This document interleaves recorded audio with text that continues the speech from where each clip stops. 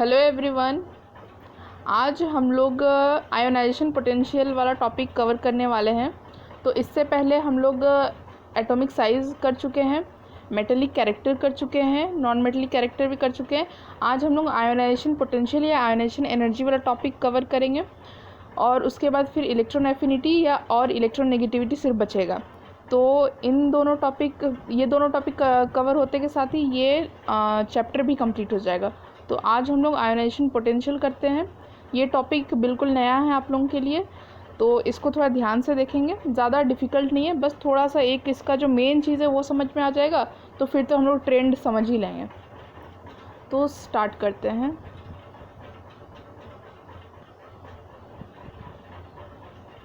Ionization potential और ionisation energy और ionisation enthalpy, तो एक ही चीज़ को बहुत सारे नाम से बोला जा रहा है। तो पर हम लोगों को कौन सा टर्म इसमें सेम है? आयोनाइजेशन सेम है। तो पोटेंशियल बोल ले, एनर्जी बोल ले, इंथैल्पी बोल ले, तीनों का मतलब एक ही होगा। ठीक है, तो अब देखते हैं कि यहाँ पे बोला क्या है। We know that the electrons in an atom are attracted by the positively charge nucleus. बिल्कुल पता है हम लोग को कि जो न्यूक्लियस में जो पॉजिटिव चार्ज होता है वो इलेक्ट्रॉन को अपने तरफ अट्रैक्ट करता है। So, if we want to remove an electron from an atom, some energy has to be supplied to overcome the strong attraction of the nucleus. तो इसीलिए बोल रहा है कि हम लोग जानते हैं कि न्यूक्लियस के अंदर न्यूक्लियस पॉजिटिवली चार्ज होता है और इलेक्ट्रॉन नेगेटिवली चार्ज होता है। तो अब हम लोग को इलेक्ट्रॉन को जब निकालना है तो फिर हम लोग कुछ एनर्जी लगाना पड़ेगा, क्योंकि न्यूक्लियस तो पकड़ के रखा है इलेक्ट्रॉन को और हम लोग बिना एनर्जी लगाए इलेक्ट्रॉन को निकाल सकते हैं नहीं। तो न्यूक्लियस जिस ताकत से खींच के रखा है इलेक्ट्रॉन, हम लोग को मिनिमम उतना एनर्जी तो लगाना ही पड़ेगा ताकि हम लोग इलेक्ट्रॉन को उस एटम में से निकाल पाएँ। And after the electrons get removed from the atom then acquires 1 unit positive charge and become a positive ion और कैटायन। तो पॉजिटिव आयन या को हम लोग कैटायन भी बोलते हैं। तो हम लोग जब एक इलेक्ट्रॉन रिमूव कर लेंगे तो ये चीज़ तो हम लोग जानते हैं कि न्यूक्लियस के अंदर सपोज़ अगर 5 प्रोटॉन है, यानी कि 5 पॉजिटिव चार्ज है न्यूक्लियस के अंदर, और इसके आउटर मोस्ट ऑर्बिट में भी 5 इलेक्ट्रॉन है। पहला ऑर्बिट में तो हमेशा 2 ही इलेक्ट्रॉन होता है और इधर 3। तो अब यहाँ पे इसके अंदर 5 पॉजिटिव हो गया, अंदर न्यूक्लियस के अंदर 5 पॉजिटिव। हम कलर ज़रा चेंज करते हैं। न्यूक्लियस के अंदर 5 पॉजिटिव चार्ज हो गया और 5 इलेक्ट्रॉन है, तो टोटल 5 नेगेटिव चार्ज हो गया। तो प्लस माइनस करके न्यूट्रल हो गया। लेकिन अगर हम लोग एक इलेक्ट्रॉन को रिमूव कर देते हैं तो कितना बचेगा? 4 नेगेटिव चार्ज बचेगा। तो 5 पॉजिटिव और 4 नेगेटिव, यानी कि एक पॉजिटिव चार्ज एक्स्ट्रा बच जा रहा है। तो इसीलिए जब हम लोग एक इलेक्ट्रॉन निकाल लेते हैं तो वो एटम अब आयन के फॉर्म में कन्वर्ट हो जाता है, पॉजिटिव आयन के फॉर्म में कन्वर्ट हो जाता है। पर अभी तक हम लोग आयोनाइजेशन एनर्जी का डेफिनेशन नहीं देखें कि इसका डेफिनेशन क्या होता है। तो अब डेफिनेशन देखते हैं। यहाँ पे डेफिनेशन दे रखा है। आयोनाइजेशन एनर्जी बोल लें, आयोनाइजेशन पोटेंशियल बोल लें, या फिर फर्स्ट आयोनाइजेशन एनर्जी भी बोल सकते हैं इसको हम लोग। तो यहाँ पे क्या डेफिनेशन लिखा हुआ है? The energy required to remove an electron from neutral isolated gaseous atom and convert it into a positively charged gaseous ion is called ionization potential। तो इसका मतलब ये हुआ कि हम लोग को एक न्यूट्रल आइसोलेटेड गैसियस एटम में से एक इलेक्ट्रॉन रिमूव करने के लिए जितना एनर्जी लगता है उसको हम लोग बोलते हैं आयोनाइजेशन एनर्जी। और जब हम लोग ये आयोनाइजेशन एनर्जी लगाते हैं तो वो एटम कन्वर्ट हो जाता है गैसियस आयन में, पॉजिटिवली चार्ज्ड गैसियस आयन में। और यहाँ पे एक और बात, यहाँ पे लिखा है न्यूट्रल मतलब कि जिसमें से हम लोग इलेक्ट्रॉन निकाल रहे हैं वो ना पॉजिटिव चार्ज होना चाहिए ना नेगेटिव चार्ज होना चाहिए, वो न्यूट्रल होना चाहिए।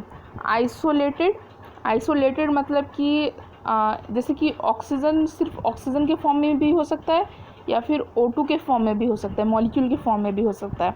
लेकिन ये डेफिनेशन सिर्फ एप्लीकेबल है इसके लिए क्योंकि ये आइसोलेटेड है, अकेले है, किसी के साथ कंबाइंड फॉर्म में नहीं है। और गैसियस एटम मतलब कि वो जिसमें से हम लोग निकाल रहे हैं इलेक्ट्रॉन, वो गैसियस फॉर्म में होना चाहिए, सॉलिड या लिक्विड फॉर्म में नहीं होना चाहिए। तो इसका डेफिनेशन क्या हो गया कि the energy required to remove an electron from a neutral isolated gaseous atom and convert it into a positively charge gaseous ion is called ionisation potential या आयनाइजेशन एनर्जी। तो यहाँ पे एक m लिया है, m कोई भी एलिमेंट हो सकता है, m यहाँ मेटल को नहीं डिनोट करता है, m यहाँ कोई भी एलिमेंट हो सकता है। इसमें हम लोग आयनाइजेशन एनर्जी लगाएं, आयनाइजेशन एनर्जी लगाएं तो फिर इलेक्ट्रॉन इसमें से रिमूव हो गया और ये कन्वर्ट हो गया पॉजिटिव आयन में। तो ये डेफिनेशन हम लोग को समझ में आ गया। इसका मतलब कि आयनाइजेशन एनर्जी मतलब सिंपल हम लोग समझ सकते हैं कि इलेक्ट्रॉन को निकालने में जितना एनर्जी लगेगा वो हो गया आयनाइजेशन एनर्जी। अब आयनाइजेशन एनर्जी किन किन चीज़ों पर डिपेंड करता है? दो चीज़ पर, एटॉमिक साइज़ और न्यूक्लियर चार्ज।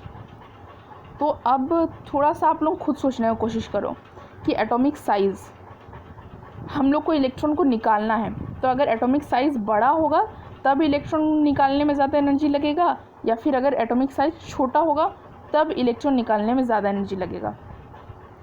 तो हम लोग को ये कॉन्सेप्ट पता है कि अगर एटॉमिक साइज़ छोटा होगा इसका मतलब कि न्यूक्लियस ज़्यादा ज़ोर से इलेक्ट्रॉन को अपनी तरफ पुल करके रखेगा, तो यहाँ पे हम लोग को ज़्यादा एनर्जी लगाना पड़ेगा, तो यहाँ पे आयोनाइजेशन एनर्जी हाई हो जाएगा। तो वही बात लिखा है, greater the atomic size lesser is the force of attraction. इसका मतलब जितना ज़्यादा बड़ा होगा उतना ही कम फोर्स ऑफ अट्रैक्शन होगा और उतना ही आसानी से हम लोग रिमूव कर पाएंगे, यानी कि आयोनाइजेशन एनर्जी इस केस में कम होगा जब साइज़ बड़ा होगा। और वही अगर साइज़ छोटा होगा तो आयोनाइजेशन एनर्जी ज़्यादा हो जाएगा। समझ में आ रहा है ना? अगर साइज़ छोटा हुआ तो एनर्जी हम लोग को ज़्यादा लगाना पड़ेगा, तो आयोनाइजेशन एनर्जी बढ़ जाएगा। वही अगर साइज़ बड़ा होगा एटम का तो फिर इलेक्ट्रॉन को निकालना आसान होगा, कम एनर्जी लगाना पड़ेगा, तो आयोनाइजेशन एनर्जी कम होगा। अब न्यूक्लियर चार्ज। अब हम लोग जानते हैं कि ग्रेटर अगर न्यूक्लियर चार्ज होगा, जितना ज़्यादा न्यूक्लियर चार्ज होगा उतना ही फोर्स से वो इलेक्ट्रॉन को अपनी तरफ खींच के रखेगा, और हम लोग को अगर ज़्यादा फोर्स से वो खींच के रखा तो हम लोग को भी ज़्यादा फोर्स लगाना पड़ेगा इलेक्ट्रॉन को रिमूव करने के लिए, तो आयोनाइजेशन एनर्जी भी इंक्रीज़ हो जाएगा। अब इसका हम लोग ट्रेंड देखते हैं आयोनाइजेशन एनर्जी का अक्रॉस अ पीरियड पहले देखते हैं, फिर डाउन द ग्रुप देखेंगे। तो अक्रॉस द पीरियड क्या होता है? साइज़ के साथ अक्रॉस द पीरियड जो होता है साइज़ छोटा होते जाता है, क्योंकि न्यूक्लियर चार्ज इंक्रीज़ हो रहा है जिसकी वजह से एटम का साइज़ छोटा होता जा रहा है। अब एटम का साइज़ अगर छोटा हो रहा है इसका मतलब कि इलेक्ट्रॉन को निकालने के लिए हम लोग को ज़्यादा एनर्जी लगाना पड़ेगा, तो आयोनाइजेशन एनर्जी इंक्रीज़ हो जाएगा on moving from left to right across a period with exceptions. अब अगर क्वेश्चन सीधा सीधी पूछा कि बताओ आयोनाइजेशन एनर्जी लेफ़्ट से राइट जाने में एक पीरियड में कैसा होगा, तो हम लोग बोलेंगे कि इंक्रीज़ हो जाएगा। लेकिन अगर वो पर्टिकुलर एलिमेंट्स दे देगा, जैसे लिथियम, बेरिलियम, बोरोन और कार्बन दे दिया, अब पूछेगा तब हम लोग को यहाँ पे ध्यान देना पड़ेगा, क्योंकि यहाँ पे एक्सेप्शन है। जैसे कि बेरिलियम का यहाँ पे आयोनाइजेशन एनर्जी जो है वो बोरोन से ज़्यादा है, जबकि ऐसा नहीं होना चाहिए था। इधर ऐसे मूव करते हुए इंक्रीज़ होना चाहिए था, मतलब कि बेरिलियम का बोरोन से कम होना चाहिए था, मगर बेरिलियम जो है वो एक्सेप्शन है और यहाँ पे नाइट्रोजन एक एक्सेप्शन है।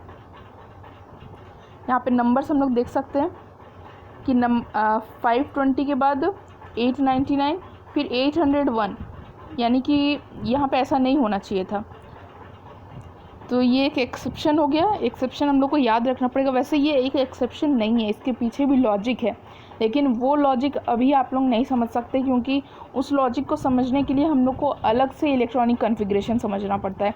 हम लोग अभी जो इलेक्ट्रॉनिक कन्फिग्रेशन जानते हैं वो सिंपल KLM वाला है, यानी 288 वाला है। जब आप लोग क्लास 11 में जाओगे तो अलग इलेक्ट्रॉनिक कन्फिग्रेशन आएगा, जैसे 1s2, 2s2, 2p6, इस तरीके का। तब हम लोग इस कॉन्सेप्ट को समझ पाएंगे, लेकिन अभी इसको एक्सेप्शन ही समझ लेते हैं हम लोग। तो इसको एक्सेप्शन करके याद रखना होगा कि ये जो ग्रुप नंबर 2 है और ये ग्रुप नंबर 15, ये एक्सेप्शन शो करता है आयोनाइजेशन एनर्जी के केस में। तो इसको अगर हम लोग लिखने की कोशिश करें तो कैसे लिखेंगे? सबसे कम लिथियम का हो गया, लिथियम के बाद बोरोन, फिर बेरिलियम, फिर कार्बन, उसके बाद फिर ऑक्सीजन, फिर नाइट्रोजन, फिर फ्लोरीन और फिर नियॉन। तो ये ट्रेंड याद रखना है अक्रॉस द पीरियड। तो ये सेकेंड पीरियड का हम लोग देखें। सेकेंड पीरियड में ग्रुप नंबर 2 और ग्रुप नंबर 15 में एक्सेप्शन है।